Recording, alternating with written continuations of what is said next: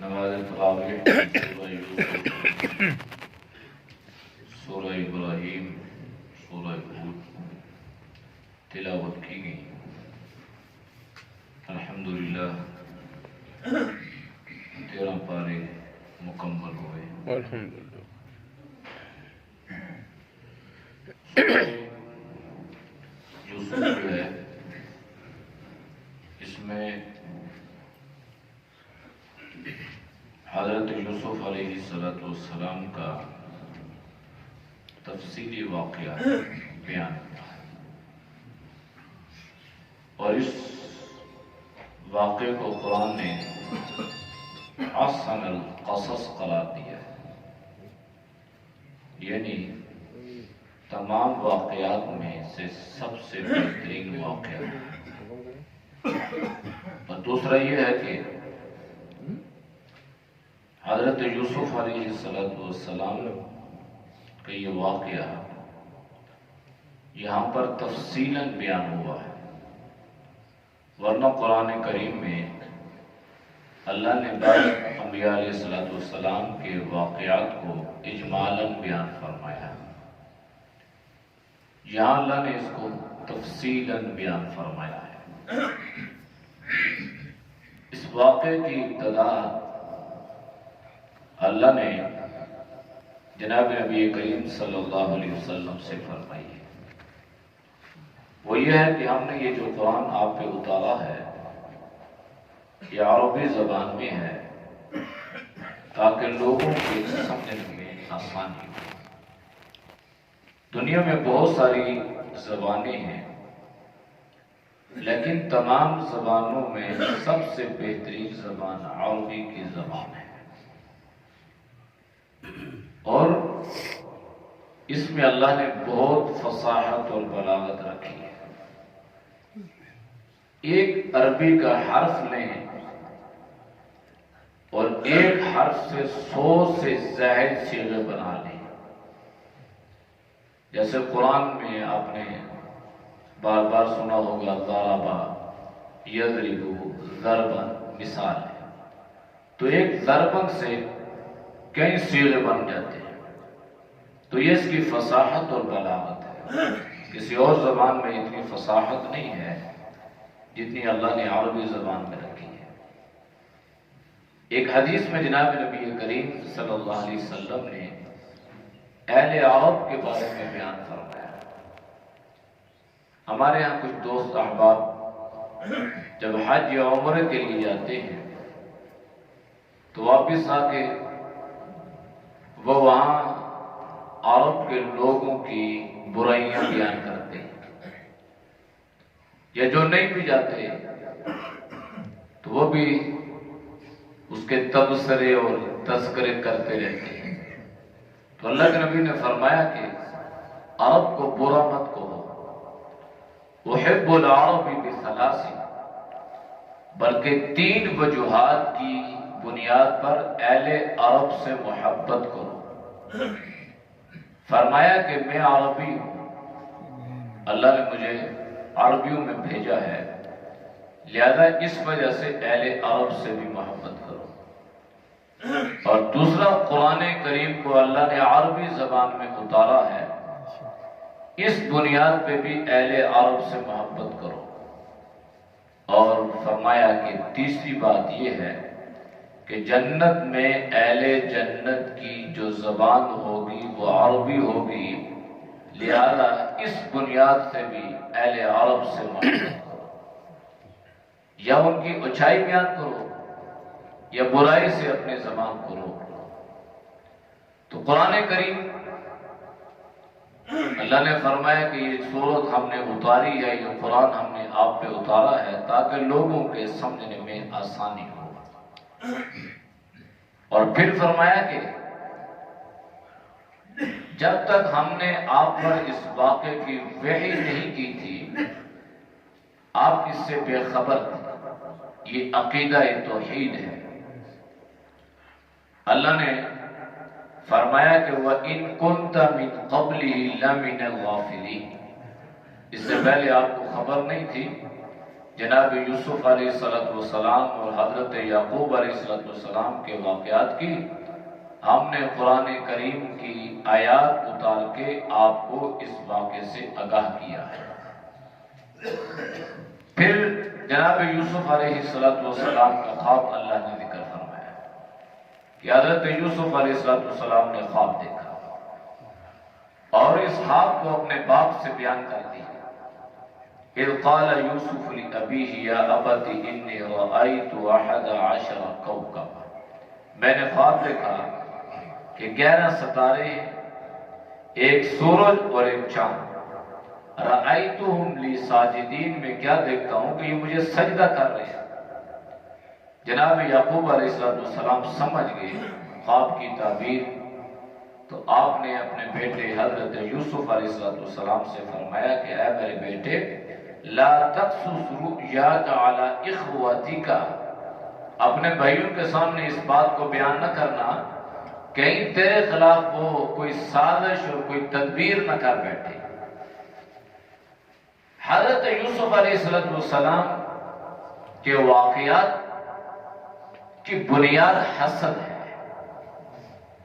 کہ بھائیوں نے حضرت یوسف علیہ السلام سے حسد کیا، تو معلوم یہ ہوا کہ بھائی بھی بھائی سے حسد کر سکتا ہے اور اس حسد کی آگ میں اتنے آگے جا سکتا ہے کہ وہ اس کو جان سے مارنے کے در پہ ہو جاتا ہے، اور جان سے مارنے سے بھی وہ دریغ نہیں کرتا، یہاں تک کہ حسد انسان کو یہاں تک پہنچا دیتا ہے۔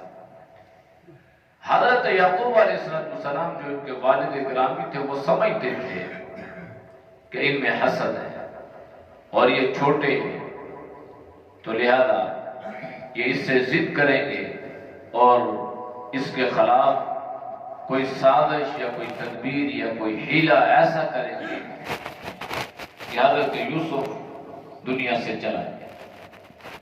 اس بنیاد پہ حضرت یعقوب علیہ السلام نے حضرت یوسف علیہ السلام کو منع کیا، لیکن کرتے کراتے بالآخر انہیں اس بات کا اندازہ ہو ہی گیا کہ یہ بہت آگے جا رہا ہے، اور کہیں ایسا نہ ہو کہ باپ کی محبت اور شفقت کا مرکز یہی بن جائے اور ہم اس سے محروم ہو جائیں، کسی کی عزت ہو، کسی کی شہرت ہو۔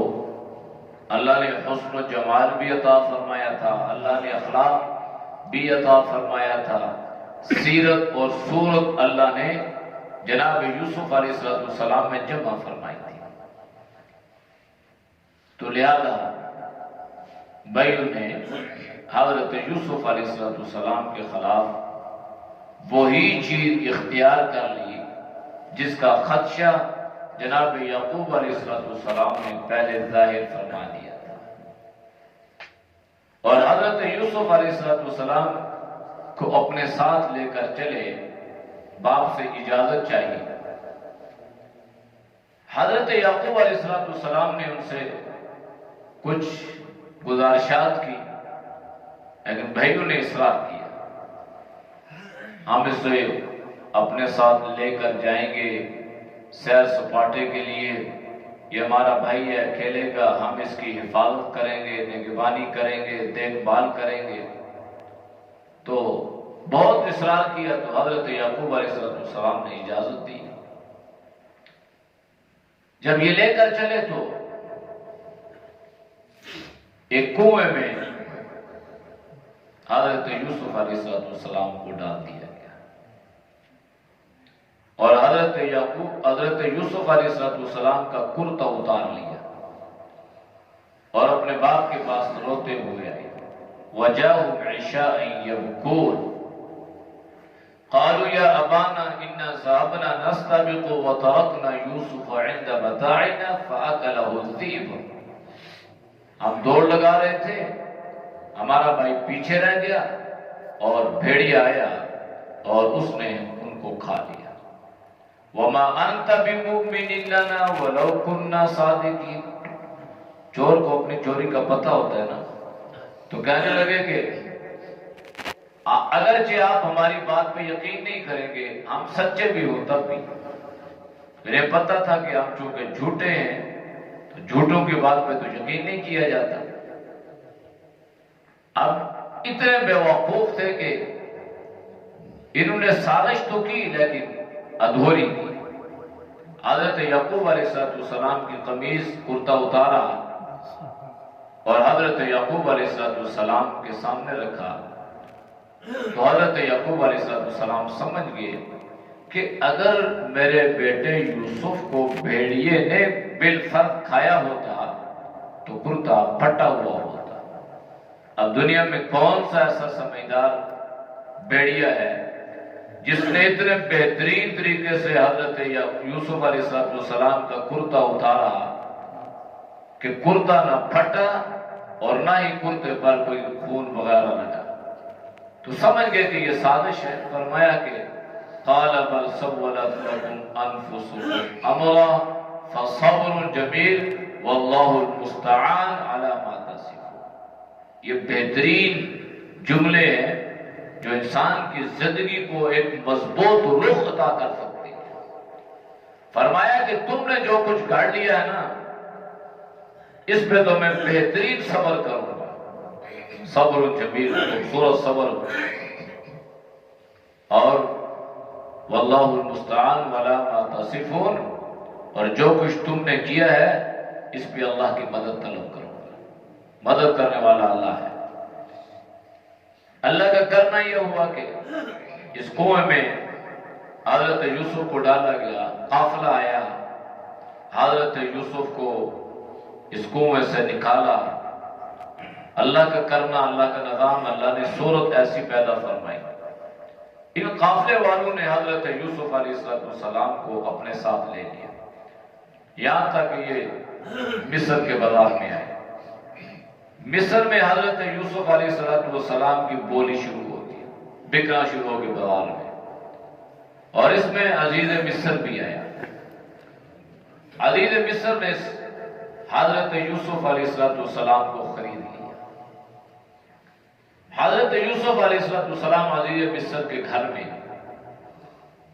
پھر حضرت یوسف علیہ السلام نے جوانی کی دہلیز میں قدم رکھا تو عزیز مصر کی بیوی حضرت یوسف علیہ السلام کے بارے میں اس کی نیت میں کچھ فتور پیدا ہو گیا اور برفریفتہ ہو گیا۔ اللہ نے حضرت یوسف علیہ السلام کی حفاظت فرمائی۔ الزام لگا، حضرت یوسف علیہ السلام جیل میں چلے گئے اور حضرت یوسف علیہ السلام کی برات کا اعلان بھی ہو گیا۔ بالآخر کرتے کراتے اللہ نے حضرت یوسف علیہ السلام کو مصر کا وزیر خزانہ بنا دیا۔ ابھی اللہ کا نظام ہے، اللہ کی قدرت دیکھیں، اللہ کی طاقت دیکھیں۔ ایک ہے انسان کی تدبیر اور ایک ہے اللہ کی تدبیر۔ انسان نے کیا کیا؟ حضرت یوسف کو کنویں میں ڈال کے زندگی سے مارنے کی سازش کی، اور اللہ نے کیا کیا؟ اس کنویں سے اٹھا کے اللہ نے حضرت یوسف علیہ السلام کو مصر کا وزیر خزانہ بنا دیا۔ اتنی بڑی سلطنت اللہ نے حضرت یوسف کو عطا کر دی، اور اللہ کا کرنا یہ ہوا کہ یہ جو بھائی ان کے خلاف سازشیں کر رہے تھے، اللہ نے ان بھائیوں کو پھر حضرت یوسف علیہ السلام کے در پہ لایا، اور حضرت یوسف کے پاس یہ آئے، اور حضرت یوسف علیہ السلام نے کیا کیا؟ انتقام نہیں لیا، بدلہ نہیں لیا، بلکہ اپنے بھائیوں کے ساتھ احسان فرمایا، اور 2 مرتبہ یہ آئے اور خوب حضرت یوسف نے ان کو غلہ دیا، یہاں تک کہ پہچان گئے۔ پھر ادھر جو صورت تھی باپ کی، وہ تو ماں باپ جانتے ہیں کہ خدا نہ خواستہ اگر کسی کا بیٹا لاپتہ ہو جائے تو اس پہ کیا گزرتی ہے، دنیا سے چلا جائے نا تو ایک آسرا ہے، تسلی ہے کہ بھئی اللہ کے حوالے کر دی ہے، انسان روئے دھوئے اللہ اس کو صبر دے دیتا ہے۔ لیکن لاپتہ گمشدہ جو افراد ہیں نا، یہ ایک فرد گمشدہ ہے تو سارا گھرانہ اذیت میں مبتلا ہے، اللہ اس سے حفاظت فرمائے۔ اس لیے یہ انتہائی گناہنا اور گھٹیا فعل ہے، کسی کو اغوا کرنا یا کسی کو ماورائے عدالت اٹھا لینا اور گھر والوں کو خبر نہیں ہے کہ یہاں سے بدار گیا اور پتہ نہیں کہاں پہ دھکے کھا رہے ہیں، پھر سالوں سال گزر جاتے ہیں۔